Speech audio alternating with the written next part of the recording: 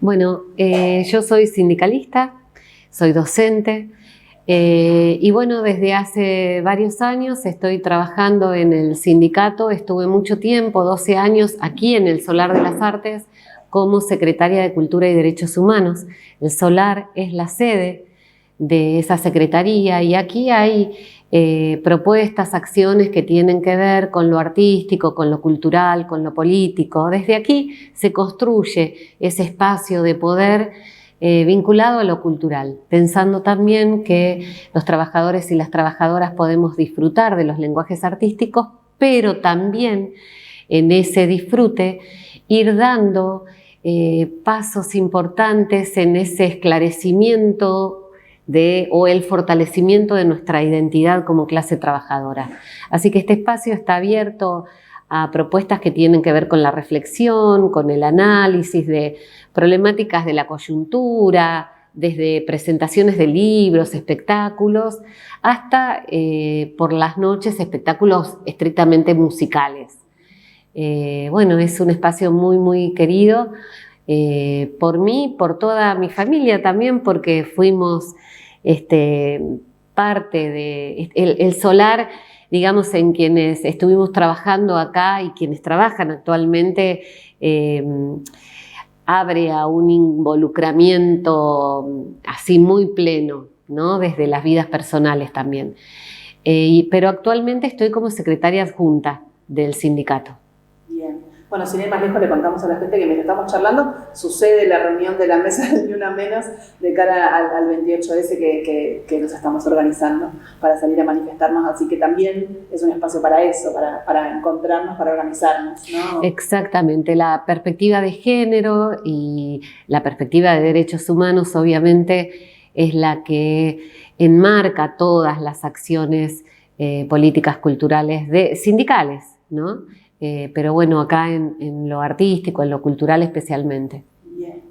Le contamos a la gente que si bien la conocíamos a Cecilia porque somos alumnos del Solar y de sus espectáculos, nos reencontramos el otro día en el festival de Agustín Escobar por trabajo digno y seguro, y nos encontramos con una parte de tu historia que tiene que ver con tu rol de madre también, ¿no? Cecilia es la mamá de Julián y Julián ya no está con nosotros en este plano, para los que creen que hay más de uno. Julián falleció y la historia de Julián y la historia de Cecilia tiene que ver con una temática que hace mucho tiempo nosotras queremos abordar en nuestro programa y a veces no encontramos la forma porque hay mucha gente que tiene vergüenza de hablar de esto, Cecilia, así que te agradecemos muchísimo por poder charlarlo con nosotras. Contanos un poquito, brevemente, ¿qué pasó con Julián? Sí, primero agradecerles porque me parece muy importante, muy destacable. Cuando nos encontramos el otro día hablamos muy rápidamente de eso, ¿no? Estas experiencias en las que hay involucramiento de compañeros y compañeras que estén dispuestos a territorializar estas temáticas. Esto es darle forma y cuerpo en los lugares de trabajo, en los barrios, porque es una problemática que está muy extendida y que, bueno, yo vengo siendo parte de esto hace mucho tiempo con Julián, porque Julián tenía consumo problemático desde hace un par de años y veníamos transitando eso con mucho padecimiento familiar, sobre todo porque, al igual que todas las personas que transitamos esto, lo hacemos con mucho dolor y con mucha informalidad, con mucha falta de experiencia, buscando respuestas en diferentes lugares, ¿no? ¿Qué edad tenía Julián cuando murió? Julián tenía 32 años. Julián era un militante de la cultura, estudiaba sociología, había dejado y empezado un montón de veces, pero era muy crítico de la carrera, de la academia en general, era muy crítico. Incluso la carrera de sociología, cuando él murió, hizo un acto y un reconocimiento que fue muy conmovedor, porque no recuerdo los nombres, pero quienes dirigen la carrera tomaron muchas de las críticas que Julián hacía. Julián había formado parte de un colectivo que se llamaba Cuco, que trabajaban en Barrio Cabal y que habían decidido, eran estudiantes de sociología y habían decidido hacer sociología en las calles. Decían que en la academia no estaba la sociología, que había mucha teoría, pero que a esa teoría le faltaba la calle, que era la columna vertebral para sostener y dotar de vida esos análisis teóricos, ¿no? Esos marcos teóricos que la academia proponía. Faltaba la práctica. Claro, faltaba la práctica, faltaba la vida, faltaba todos los aconteceres que sucedían en los barrios con todas las problemáticas que día a día se presentaban. ¿Hace cuántos años falleció él? Julián, hace 6 meses. Es muy reciente, sí, lo de Juli, y él muere el mismo día que Agustín, el 8M. El 8M. Julián venía transitando esto y lo hacíamos familiarmente, digo, porque primero tuvimos mucho prejuicio, como sucede en todas las familias. Cuando empezás a darte cuenta que tenés alguien que consume, y yo más lo digo como madre, es muy difícil empezar a cambiar la cabeza para ver que está pasando algo que te problematiza, que problematiza tu rol, pero que lo está problematizando a quien consume. Y entonces ahí empieza a haber una disputa también para que quien consume empiece a darse cuenta que necesita ayuda. Porque es muy difícil. Porque hay un primer momento que es de negación, ¿no? Entonces la persona que consume cree que va a poder manejar el consumo. Y hay personas que lo logran, pero el consumo se convierte en problemático cuando deja de ser, cuando quien consume deja de tener capacidad de decisión y no puede ya decidir cuándo sí, cuándo no, y cuando empieza a haber un vínculo con la sustancia inmanejable. En tu caso, ¿vos descubriste que había un problema antes que Julián? Claro. Claro, y eso es lo que es ese primer momento, porque en general el entorno familiar se da cuenta y quien consume lo niega. Es parte de, esto está estudiado, esto no es que lo vimos nosotros en la familia, o sea, después le empezamos a poner más claridad teórica, llamémosle, pero esto era la experiencia aparte de muchas personas que fueron atravesando esto, porque aparte el consumo, digo, la relación con las sustancias es histórica, es ancestral, ¿no? Y está vinculada también con el mundo mágico. Pasa que en la modernidad y con la cuestión de los fármacos y de la mercantilización de las sustancias y bueno, y todo el mercado que hay detrás, esto se problematiza y se convierte en otra cosa. Cuando la familia empieza a detectar que hay un vínculo inmanejable por parte de quien consume y que repercute en toda la vida familiar, empieza a haber un despertar a pedir ayuda. ¿Cómo empezaron ustedes a pedir ayuda? Y lo primero fue recurriendo a instituciones que trabajaban la temática, ¿no? Primero estuvimos en Deporte Solidario, donde fuimos también siendo muy críticos con el abordaje que esta institución tenía, porque por más que hay a mí lo que me interesaba de ellos era que se plantaban para entender la temática del consumo problemático desde la ampliación de derechos, ¿no? Que es otro paradigma, porque podés hacer el abordaje desde los lugares más impensados. Bueno, ellos lo trabajaban desde el lugar de ampliación de derechos, que es el lugar desde donde yo quería y veíamos que había que trabajarlo. Digo esto porque hay lugares que hacen abordajes religiosos, moralistas, y son más difíciles, ¿no? En donde hacen un abordaje escindiendo al sujeto de esa relación con la sustancia, demonizándola y entonces poniendo un chip en donde el abordaje tiene otras características. No digo que no dé resultado o no, porque hay muchas personas que logran tener una mejor calidad de vida y superar el tema del consumo problemático, pero es desde otro lugar. ¿A qué te referís cuando hablas con la ampliación de derechos? Que tenga una mirada desde los derechos humanos, donde el usuario que decide, usuario ya sería alguien que empieza a hacer un recorrido en el sistema de salud, donde el usuario sea respetado en sus derechos y pueda no perder nunca la libertad de tomar decisiones y de decidir, ¿no? Hay algunos paradigmas desde donde los abordajes de los consumos están muy mezclados.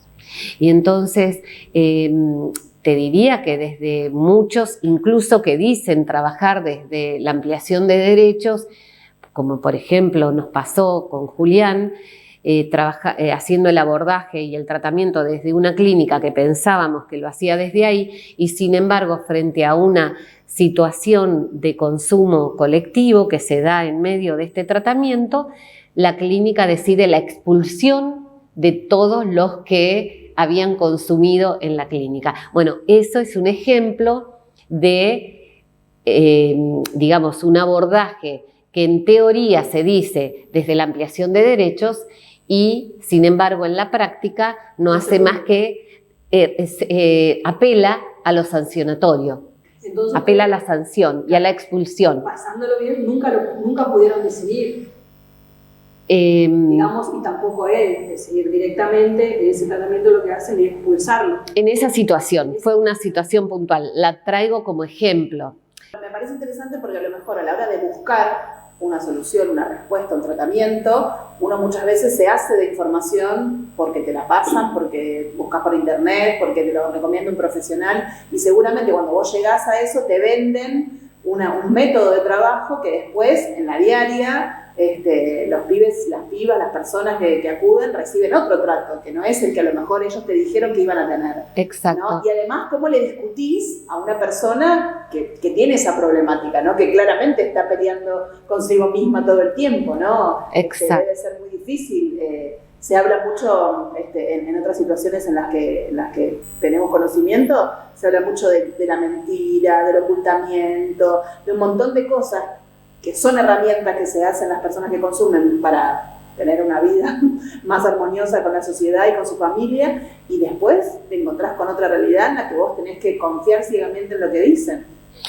Tal cual, claro, estamos hablando del tratamiento, de los tratamientos, pero para conversar desde un poco, teniendo una mirada más desde arriba, y lo traigo nuevamente con el caso de Julián, lo que a nosotros nos pasó, pero que está multiplicado, esto es espejo de lo que le pasa a muchísimos, empezamos un derrotero de pedir ayuda en un montón de lugares, en diferentes lugares, pensando que iba a haber alguna puerta que se iba a abrir para dar alguna respuesta más acertada. Julián era un pibe que era muy lúcido, entonces era muy crítico de los espacios de salud, de las clínicas de salud, porque tenía una mirada muy crítica de la mercantilización que había de la salud y él denunciaba que en torno al consumo problemático había todo un negocio armado de clínicas que decían asistir a estas problemáticas y que en realidad vivían de esas, que lucraban con estos tratamientos. Bueno, esto lo vivimos, esto que Julián decía, lo vivimos en carne propia, porque empezamos nombraba este primer espacio, después hubo otros, ¿no? La clínica donde él estuvo incluso internado.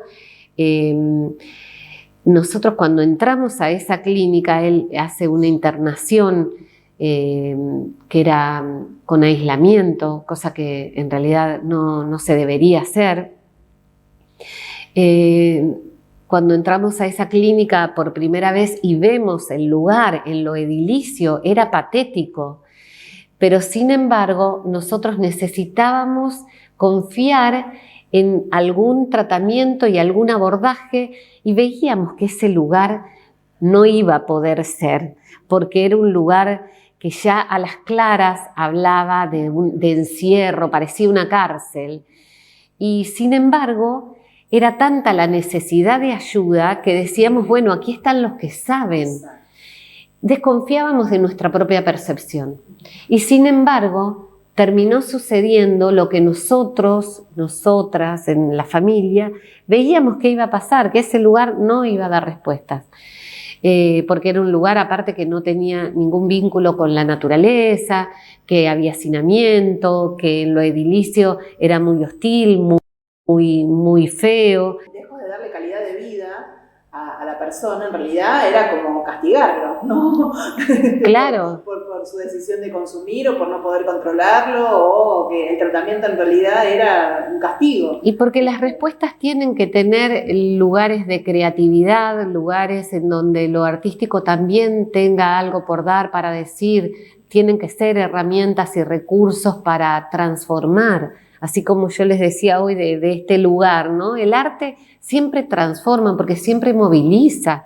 Al escuchar una canción que te mueve, que te moviliza, te hace pensar y soñar en alguna otra cosa posible. Y el arte es movilizador, de por sí es transformador. Cuando en situaciones o problemáticas puntuales no aparece lo artístico en un tratamiento, estamos hablando de problemáticas muy complejas y no aparece lo artístico, hay que desconfiar porque ahí hay algo que falta, porque no puede estar nunca la mirada centrada en la medicalización. Tiene que haber la circulación de la palabra, de la literatura, de la música, de lo corporal. No puede existir un abordaje terapéutico sin arte. Eso por un lado. Pero quería volver a esto. Con Julián nos fuimos dando cuenta en ese derrotero de la falta de dispositivos del Estado. Bueno, eso justamente te iba a preguntar. Todos estos tratamientos, todas esas intenciones, digamos, que ustedes confiaron y empezaron a abordar, ¿siempre desde lo privado? ¿Vos me estás hablando siempre desde lo privado? Julián no tenía obra social. El primer, y esto lo quiero traer a colación también, porque cuando Julián muere, yo empiezo a hacer síntesis en este derrotero que decía que se multiplica, cuando yo empiezo a ver lo que pasó con Julián, cuando empiezo a tratar de hacer una síntesis de todo, de la pesadilla que vivimos, de ahí salen 3 consignas fuertes, que es no a la precarización laboral. Julián sufrió por años la precarización laboral del Estado, sufrió la precarización laboral desde la Secretaría de Cultura, desde el Ministerio de Cultura en realidad, él trabajando por 2 mangos, con contratos basura, con contratos que no permitían jamás hacer un proyecto, pensar en el futuro. No podía ni siquiera hacer una compra en el changuito del súper porque le pagaban cada 3 meses y cuando cobraba lo que le adeudaban se lo volvían a financiar porque se decía que no se podía pagar todo junto y eran contratos que en algún momento se iban a, por suerte, hoy, por suerte, el gobierno decidió pasar a planta y hay muchos compañeros y compañeras que están pasando a planta, que yo creo que esa es el primer nudo hostil que tiene el consumo problemático en los jóvenes, ¿no? Claro, porque en el sentido de que por ahí estás tan abordado de mucho trabajo, pero no podés tener a una calidad de vida, como vos lo recién decías, y eso también lleva presión a los jóvenes. Que vos decís, bueno, estoy estudiando, me estoy capacitando, se supone que el Estado nos va a brindar algo mejor, a lo que nos estamos capacitando en algo, y no. Cuando vos no tenés trabajo, el trabajo es ordenador, es un ordenador social, claro, trabajo digno. El trabajo precarizado es no digno, ese trabajo no va a permitir nunca la emancipación de nadie. Aparte no tenés la tranquilidad. Porque vos no podés llenar la olla, porque vos no podés resolver lo que te pasó cuando te enfermaste, porque vos no podés proyectar, porque vos no sabés si vas a cobrar o no. Entonces trabajás para algo que no sabés que se va a concretar. Entonces la precarización laboral, vuelvo a esa idea, a la bandera, a las consignas, es la primer consigna, es el primer nudo problemático que yo veo en toda la temática del consumo problemático, ¿no? Después, por otro lado, la mercantilización de la salud, que ahí es donde empezamos a hacer un derrotero tremendo con Julián en la falta de respuestas, en la fragmentación que había, Julián no tenía obra social, porque como estaba precarizado no tenía obra social. Entonces, al no tener obra social también, los organismos que deben dar algunas respuestas no las dan. Y ahí empezamos también un pantano muy, muy duro. APRECOD es el lugar en donde quienes no tienen obra social, APRECOD convenia con un montón de instituciones de la provincia y brinda la posibilidad de que quienes no tengan obra social puedan acceder a esas clínicas que son privadas. Y en verdad eso es maravilloso que eso exista. Ahora APRECOD realiza esa articulación sin monitoreo. No hay monitoreo de esas clínicas, no hay supervisión de esas clínicas lucran con los subsidios del Estado. Entonces, a ver, y vuelvo a esa idea, las políticas de Estado en muchos casos están y faltan, los dispositivos están sueltos, ¿no? Entonces, APRECOD depende de desarrollo social, no de salud. Eso es insólito. Yo entiendo que desde el Ministerio, desde Desarrollo Social hay una mirada más atenta a las problemáticas sociales, donde hay consumo, y está muy bien que sea así, pero el consumo problemático debe tener una intervención del Ministerio de Salud por sobre todas las cosas, porque a la salud hay que mirarla, a la salud mental especialmente, hay que concebirla primero desde la salud, desde el bienestar integral de un sujeto, de una persona, de una sujeta y de la sociedad toda. Entonces no se pueden pensar de manera tan aislada esos dispositivos y de manera tan chiquitita. Y si vos haces algo suelto y después no podés garantizar el monitoreo, el control, la articulación, y bueno, quienes quieren lucrar van a lucrar y van a hacer zafarrancho ahí, y las víctimas van a quedar atrapadas en el medio de esas redes. Y digo, la mercantilización de la salud, y vuelvo con las políticas de Estado, lo que nos pasó después fue tremendo, que fue el circuito de la criminalización de las adicciones. Y ahí aparecen las fuerzas de seguridad. Y ahí hay una disociación absoluta entre la salud, el ámbito de la salud y el ámbito de la seguridad. ¿Será casualidad? La estigmatización social que tenemos en relación a las adicciones tiene que ver con esa decisión. Seguridad no tiene ni idea de las temáticas del consumo problemático y la criminalización de las adicciones. ¿No? Y de las leyes, de la aportación, de qué cantidad podés tener, quién, cómo, por qué, digamos, ¿no? ¿Quién? Hay un protocolo. Calles, no tienen idea de todo Hay eso. un protocolo que la policía y la policía de calle tiene que cumplir cuando hay alguna crisis subjetiva, así le llaman ellos, de las que Juli tuvo varias. Y siempre terminó mal, Julián, cuando intervino la policía. Julián empezaba a tener algunos episodios, de estos episodios, crisis, como están descritas ahí en ese protocolo, y cuando la policía intervino, siempre hizo todo lo contrario a lo que tiene que hacer. ¿no? Violentando al sujeto que está en plena crisis o bueno, incumpliendo este protocolo. Y la mayoría de las veces es por desconocimiento. Ahora, ese desconocimiento lo tienen los agentes de seguridad que son los encargados de cuidarnos. Cuando Julián tuvo algún episodio en la vía pública de esas crisis subjetivas y fueron los ciudadanos y ciudadanas que lo veían que estaba en plena crisis y le facilitaban un teléfono para pedir ayuda y Julián llamaba a la familia, fuimos y acudimos y lo trajimos a Julián y lo contuvimos e hicimos todo lo que podemos hacer.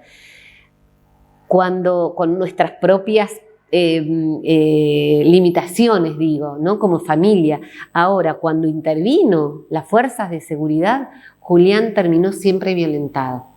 Digo para pensarlo, porque quienes tienen el deber de cuidarnos y quienes cobran por hacerlo, violentan en estas situaciones y sin embargo, cuando eran ciudadanos comunes, pudimos armar redes como para contenerlo y cuidarlo. Más allá de lo que vos planteás del protocolo, me parece que un eje fundamental en este punto es lo que vos decías al principio, la criminalización, ¿no? Quien está padeciendo esta crisis en la vía pública es tratado como un delincuente, ¿no? Exacto. Y no como un enfermo. Si hubiese tenido una convulsión una persona que tiene epilepsia, quizás sería tratada de otra manera porque se entiende que es una enfermedad. Ahora, una persona que consume y que a lo mejor tiene este tipo de crisis es tratado como un delincuente. A Julián lo llevaban a la comisaría.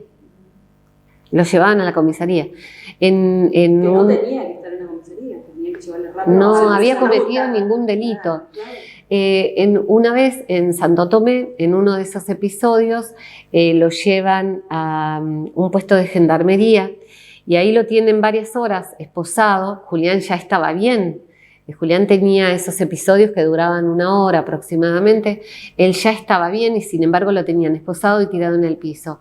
Lo llevan al SAMCO de Santo Tomé y lo cuento porque no recuerdo ahora el nombre de esta médica, pero se lo agradecí a través de una carta, no la conozco. Fue la única que intervino cuando llega la ambulancia con Julián esposado y les dice, le ordena, la médica les ordena a los gendarmes que le saquen las esposas. Y le dice esta médica al papá de Julián, que en ese momento estaba con él, le dice, usted no tiene nunca que dejar que a su hijo lo esposen como un delincuente, porque su hijo no cometió ningún delito, lo reta al padre, ¿no? Porque en esta estigmatización que vos decís, en esta criminalización que se hace de las adicciones, nadie sabe bien qué hacer frente a alguien que está en crisis y lo primero que hacen es sujetarlo, tirarlo al piso, golpearlo, tratar de calmarlo violentamente. No saben, digamos, el ataque que está teniendo él o a qué se debe. Cómo reaccionar. Claro. Y no lo toman como cuando fue la muerte de Julián, que ese es un tema realmente espeluznante. Yo de esto escribí, a mí me gusta mucho escribir, describí esa situación en el Cuyen, que fue tremenda la que hacen, el trato que nos dan a toda la familia en el Cuyen, que nos echaban del lugar. Nosotros lloramos la muerte de Julián en la vereda del Cuyen. Nadie nos informan a mí me informan de la muerte de Julián y después me cierran las puertas y nos quedamos a llorar en la vereda porque no entendíamos qué pasaba. Ahí un policía me dice, en un momento yo me pongo a discutir con él y me dice, señora, pero nosotros no sabemos si un delincuente está fingiendo demencia. Entonces por eso tenemos que detenerlo, aprenderlo, pegarle, reducirlo. Bueno, esos son los argumentos que nacen de la criminalización y son los argumentos que nacen desde el desconocimiento. Ese policía seguramente desconocía el protocolo, no sabe de la adicción como enfermedad, no conoce o desconoce de los conceptos fundamentales para entender en las adicciones desde el paradigma de ampliación de derechos. Bueno, digo, todo eso hace a que tengamos una sociedad que hoy, en verdad, sigue con un montón de agujeros negros en relación al abordaje, a la intervención, a la creación de dispositivos que den respuestas, a las políticas de Estado. En realidad, hay una sociedad que sufre, que padece la falta de políticas de Estado y el desconocimiento de la temática en general, ¿no? Te escucho, digamos, y digo, bueno, te transformaste en una especialista en el tema, ¿no? Quizás en todo el camino, en todo ese derrotero que vos describís y después, obviamente, todo lo que tuviste que investigar, si se quiere, entre comillas, de lo que había pasado con Julián o cómo debería haber sido, ¿no? Lo que no fue, y que terminó con la muerte de Julián. Pasaron 6 meses y me imagino que en estos 6 meses, en donde, como vos decías, fuiste haciendo de nuevo todo el caminito, ¿qué te fue pasando a vos cuando ibas asimilando esa información, digamos, ¿no? Porque me imagino que en la vorágine de los hechos, de ir a una clínica, de ir a otra, de buscar respuestas, de llamar a un montón de gente que seguramente te conoce como compañera, como militante, y tampoco encontrar ahí respuestas, ¿qué mirada tenés hoy de todo ese camino que hiciste estos 6 meses? Realmente fue un peregrinaje muy duro, muy duro. Yo elegí cuando, digamos, yo tengo gente conocida en los medios de comunicación, compañeros, compañeras, digo, simplemente por la actividad sindical y por, bueno, la calle. Y yo elegí hacer el camino de golpear puertas en los lugares en donde podía haber, pensando quizás ingenuamente, provocar alguna transformación real, ¿no? Y entonces empecé a hacer ese peregrinaje, digo, porque es realmente un pedir, un estar ahí todo el tiempo pidiendo la escucha, pidiendo la mirada, pidiendo y haciéndolo desde mi dolor, desde mi lugar, pero también por otros, ¿no? Y tratando de escaparle un poco a esa cosa pública, mediática, porque me parece que por ahí, me parece que quizás era un lugar de un escenario medio falso, llamémosle, o a esperar. Probemos primero con los canales que deben ser. Eso es, bueno, ir a hablar a las secretarías que correspondían, a los ministerios que correspondían, y así tuve un montón de entrevistas y un montón de lugares en donde fui golpeando, y en muchos casos la mirada deshumanizada, eso es tristísimo, pero muy triste. La falta de empatía con algunas cuestiones. Y después, por otro lado, encontrar también que hay muchos compañeros y compañeras que están en función política, que tienen cargos y que, sin embargo, también muchas veces se ven imposibilitados de llevar adelante las funciones que les competen.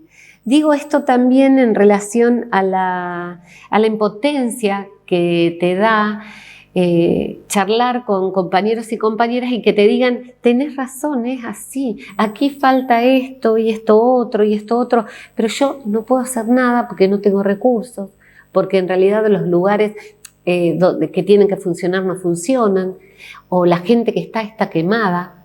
Esto de la quemazón en el ámbito de la salud es tremendo, sobre todo para ver la deshumanización que hay. Así como hay muchísima gente que te da una mano, que te trata de ayudar. Que abunda, pero digo, también es el lugar donde más gente quemada hay, que entiendo que tienen que preservarse, porque si no te vuelves loco o loca con la cuestión de la impotencia, ¿no? Y tanto dolor ajeno que ves pasar. Pero, y en esto vuelvo a lo de las políticas públicas. Hace falta tomar en serio realizar un esquema de políticas públicas que ponga en movimiento a los diferentes ministerios con esta problemática que es de urgencia, pero que también tome la palabra de las organizaciones territoriales, porque cuando el Ministerio de Salud, desde la Dirección de Salud Mental o desde la Dirección de no sé qué, toman y se quedan en los escritorios o con los proyectos y no ven lo que está pasando en el territorio donde los dispositivos están, pero no funcionan, no se articulan de un ministerio a otro, de un ámbito al otro, y estamos fallando en algo. Entonces yo digo, la política tiene que ser mirada en forma macro, pero a la vez, para territorializar hay que escuchar a quienes están en el territorio, los sindicatos, las organizaciones sociales, las vecinales, los clubes, tienen que ser convocados para hablar de estas temáticas y darles contenido a esos dispositivos, porque de nada sirve que haya un dispositivo en un nosocomio del centro si en el barrio, claro, no hay un equipo que pueda acudir a la vecinal del norte que está pidiendo. Los casos se multiplican y son tan variados, hay que pensarlos situadamente y de manera macro. Y entonces, en esa dinámica de lo territorial a lo macro, tiene que haber una articulación, las rutas tienen que estar aceitadas, tiene que haber equipos que estén funcionando y tiene que haber decisiones políticas. Acá hay que poner plata.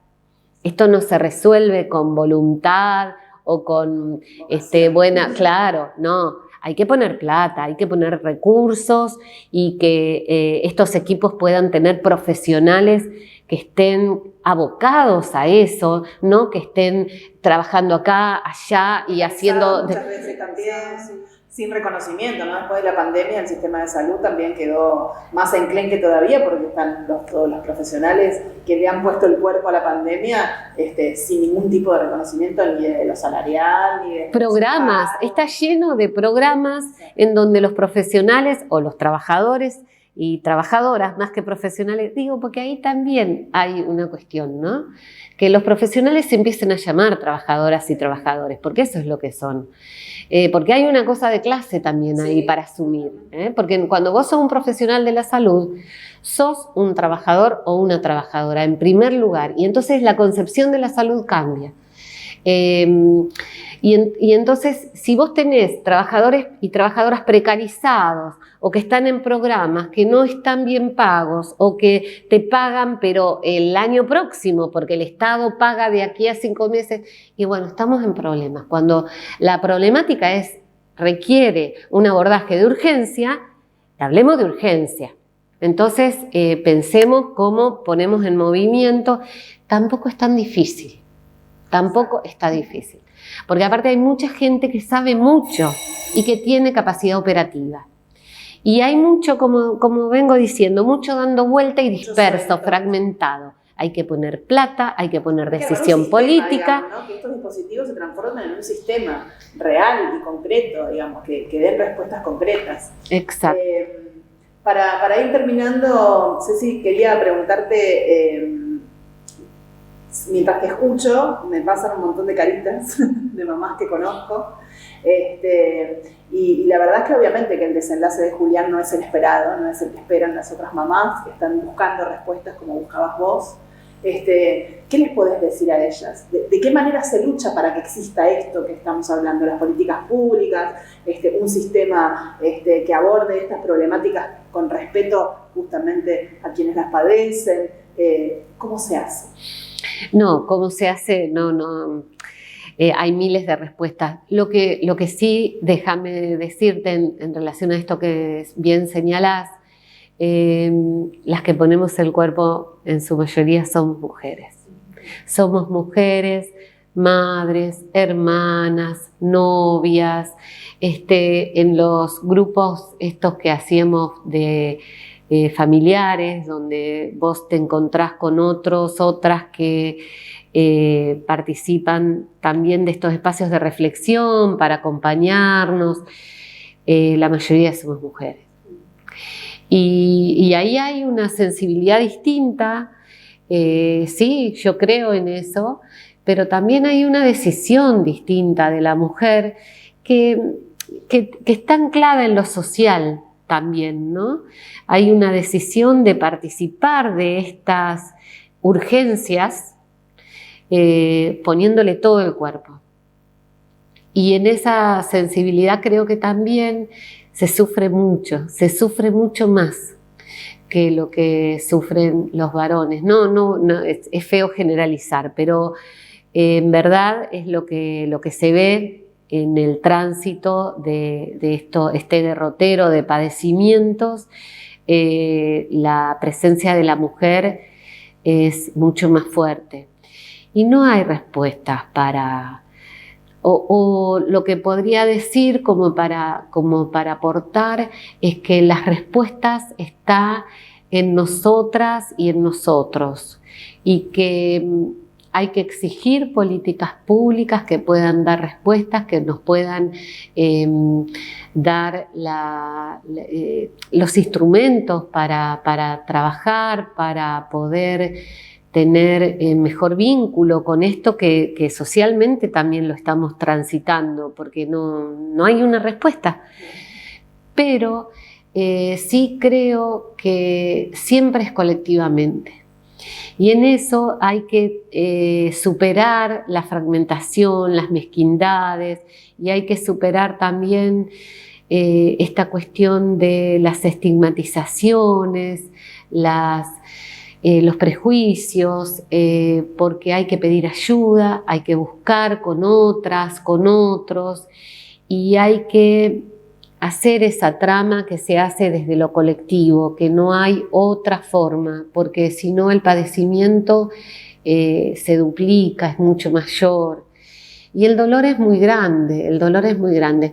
A mí me encantaría poder haber dicho que con el Juli pudimos, porque Julián aparte estaba muy confiado, habíamos generado una forma de abordaje familiar, ¿no? Entonces, bueno, estábamos convencidos de que lo íbamos a hacer.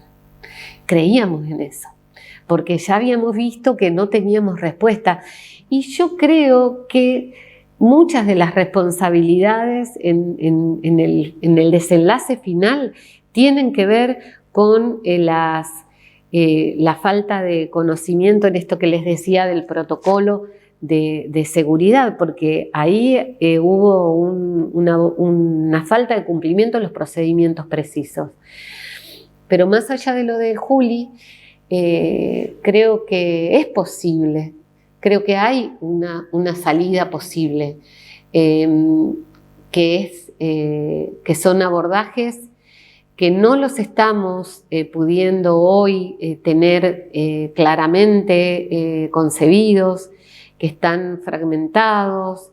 Desde que murió el Juli, todos se me han acercado para decirme, yo tengo un hermano, yo tengo mi hijo, mi tío, mi tía, mi hermanita. Este problema, el de consumos problemáticos, es un problema social. Y esto del silenciamiento y la invisibilización de esto todavía se habla con mucha vergüenza, como si no fuera una... Y no hay prevención tampoco, ¿no?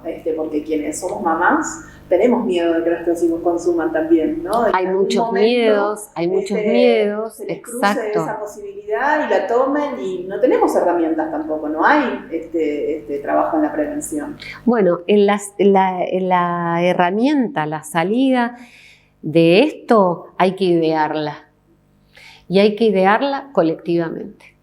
Esa es y creo que tenemos también la posibilidad de nutrirnos de las experiencias que tenemos en las organizaciones, que las experiencias son muchas, y que ahí hay que dar también una batalla cultural por desentrañar eso, para desanudar las cosas que nos pasan.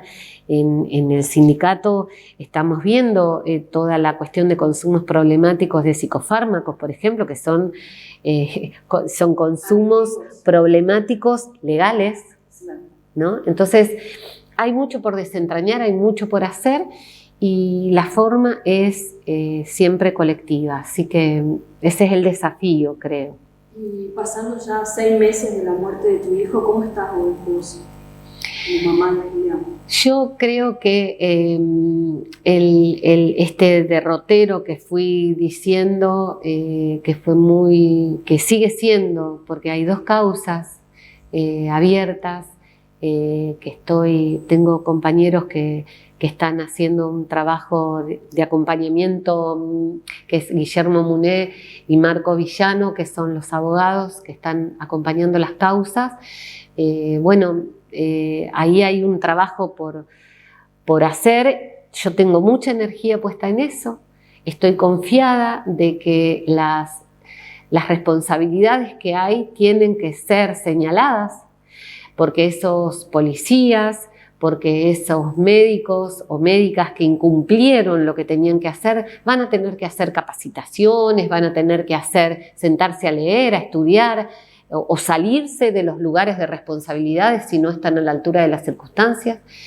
Pero Julián, más allá del dolor que tengo como madre, que lo tramito en mis espacios de soledad o con mis otros hijos, estamos elaborando esa ausencia, que es un duelo muy doloroso, pero Julián era un militante lleno de alegría, lleno de confianza, y era un músico de candombe, de tambores, y todo eso siempre gira en los lugares donde él estuvo y sembró muchísimo. Y eso se nota en la gente que siempre se acerca a decir el Juli, o hasta el día de hoy me siguen devolviendo cosas que Julián prestaba, que dejaba, porque era muy generoso. Y esa mirada atenta que él tenía, militante sobre los demás, vuelve y esa ausencia se vuelve menos dolorosa, porque el afecto sembrado, ayuda a pensar que la memoria de él va a seguir presente por mucho tiempo, porque todo lo que sembró sigue estando. Y justicia es lo que tenemos por delante para seguir luchando. Hoy la ausencia de Julián es la lucha militante, para que otros pibes y pibas jóvenes puedan tener lo que Julián no tuvo, que son espacios de ayuda, respuestas del Estado, instrumentos que puedan viabilizar una vida saludable. Y esa bandera son las consignas estas que hoy sostienen esta lucha que tenemos en la familia y que yo llevo adelante desde el lugar que me toca. Te agradecemos mucho, Cecilia. No, al contrario. Para nosotros también es muy importante que Julián sea bandera, como lo vimos colgado el otro día en el festival. Ahora yo lo llamo también. Porque sabemos lo sanador que es eso, digamos, ¿no? Lo mismo que trabajamos con Alicia, con la mamá de Agustín, con las chicas, con las hermanas, lo sanador, que esas pérdidas irreparables se transforman en banderas de lucha. Muchas gracias. Gracias a ustedes.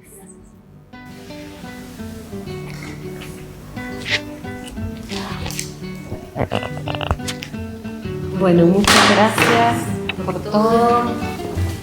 Gracias. Porque a mí me hace muy bien esto porque... Y tu recuerdo permanecido me está diciendo que no hay olvido.